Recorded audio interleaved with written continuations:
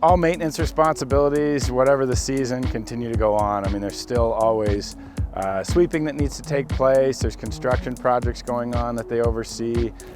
There's crack sealing and pothole patching, repairing guardrail, repairing barrier, repairing signs. So still plenty of activities to take care of. It's the best time of year to crack seal because it's cool and the rubber will cool off a lot quicker so the vehicles can drive on it. And it's a lot easier on us to be out here working in the cool weather than in the summer heat. We're busier in the wintertime than we are the summertime probably with all of our projects and upkeep of the asphalt. In the forecast yesterday, the meteorologist joked that New Orleans has more snow than Salt Lake City right now.